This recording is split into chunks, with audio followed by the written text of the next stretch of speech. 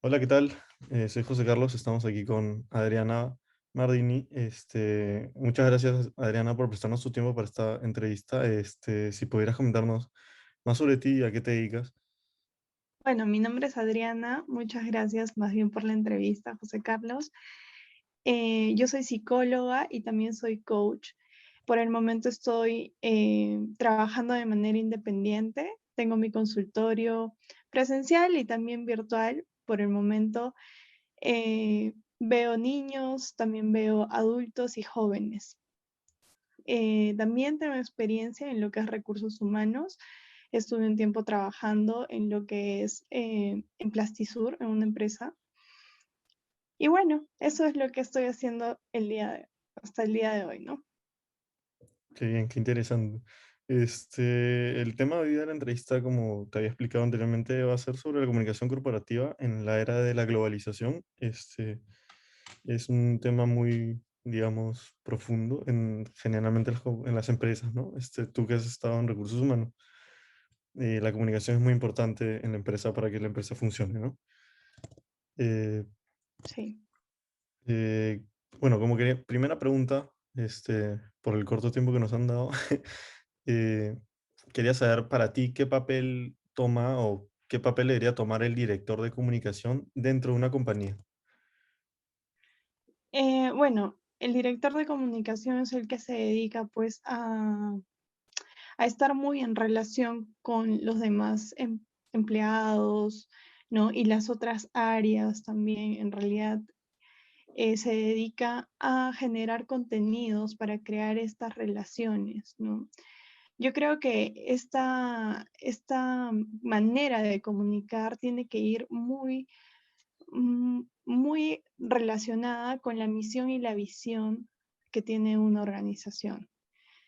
Y además también tiene que llegar a todas las personas, a todos los empleados, a todas las áreas, sin hacer diferencias, ya que de esta manera uno se va a sentir parte de, y esto va a crear fidelidad también en la organización, ¿no? Ujú. Ahora, Importa mucho el cómo se comunica de todas maneras. ahora que tú me decías sobre el contenido, y también nos contabas que tú eres psicóloga de profesión.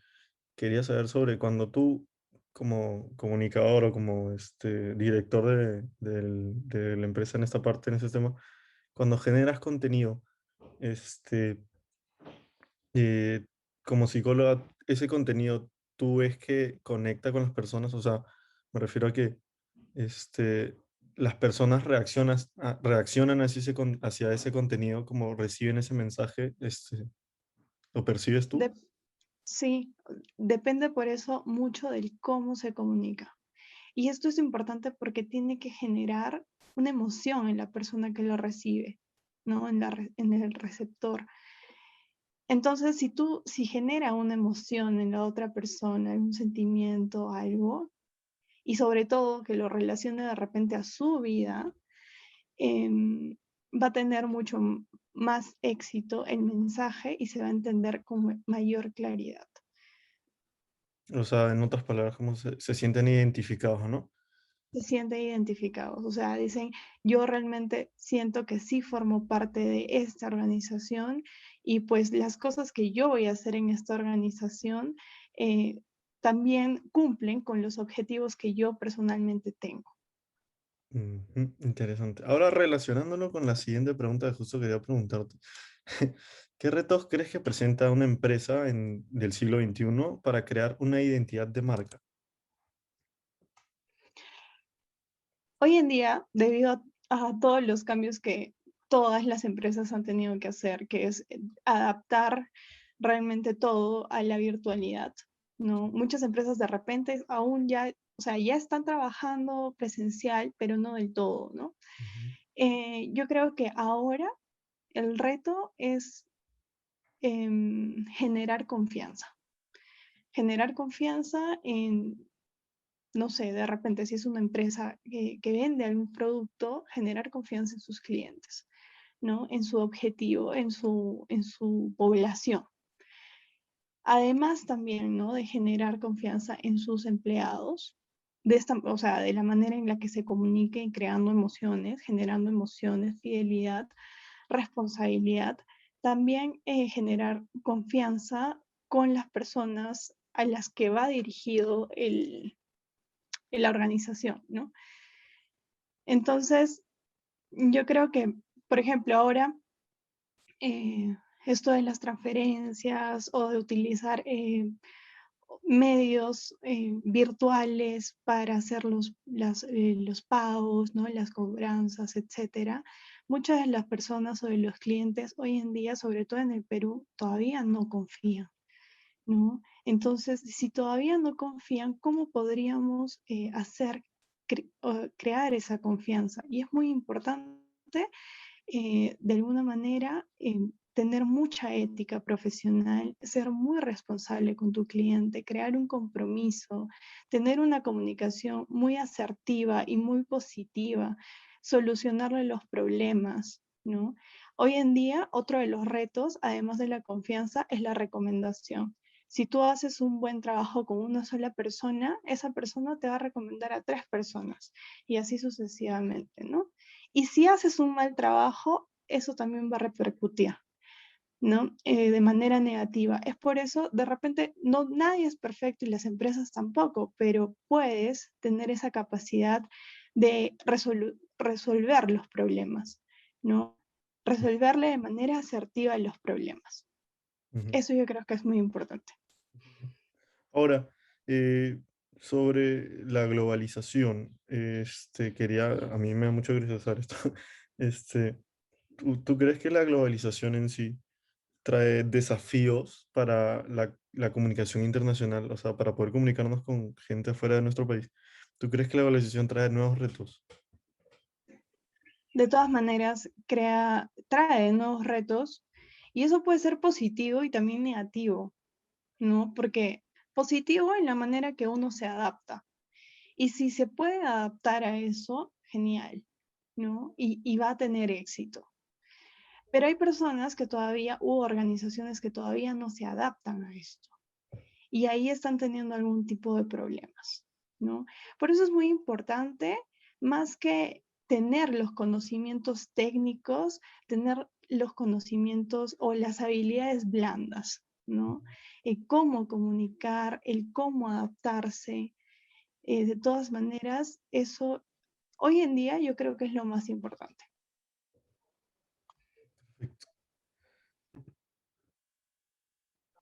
Bueno, ahora, quería preguntarte también, ¿qué sucede o sea, nos han dejado una lectura y quería saber sobre tu punto de vista, ¿qué sucede con el aburrimiento o la reflexión de la sociedad del cansancio? Ujú.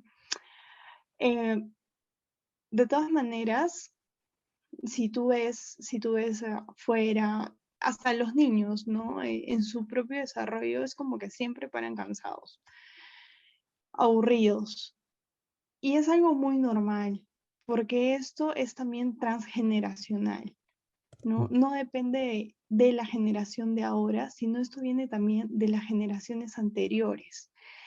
Si evaluamos o si nos ponemos a ver un poquito más allá, o sea, la generación anterior a esta, los millennials, la generación anterior, que es la generación Y, si no me equivoco, es como que está muy enfocada en su trabajo, en su felicidad, en serio, eh, que su trabajo tiene que ir mucho consigo mismo, con sus valores.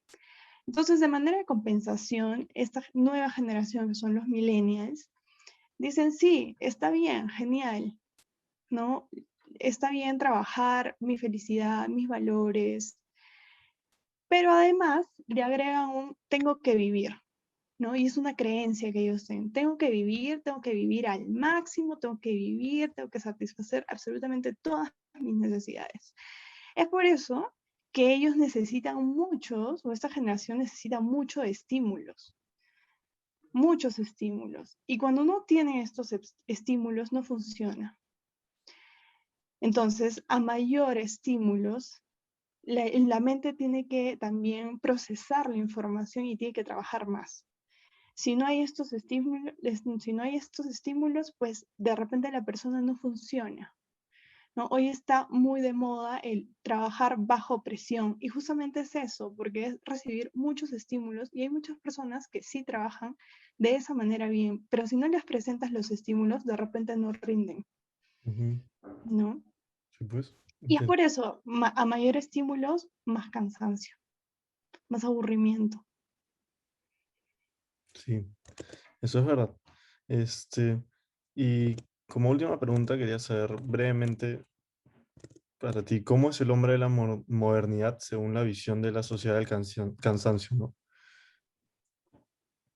Sí, yo creo que el hombre de la modernidad se adapta a todo. Eh, para ellos, como que no tienen retos, simplemente lo asumen como suyos y lo hacen, ¿no? El hombre de la modernidad de repente necesita muchos estímulos para trabajar. El hombre de la modernidad em, tiene esta frase que es, tengo que vivir, tengo que disfrutar mi presente. No piensan mucho en el futuro y tampoco están muy en el pasado, sino en el presente. Por lo tanto, eh, de repente ya no es importante tener familia, tener hijos o enfocarse en otras cosas, que para ellos ahora no es importante eso. Por lo tanto, los objetivos que tienen no son tan a futuro, a 10 5 años, sino más a 2 años, ¿no? Es como que tienen los objetivos eh, más rápido y quieren lograr cosas más y más rápidas en un corto periodo de tiempo. Ujú. Bueno, Sí, eso ha sido todo, Adriana. Muchas gracias por tu tiempo y muchas gracias por responder estas preguntas que son muy a interesantes. ustedes, a ustedes. Gracias. Ya, voy a cortar.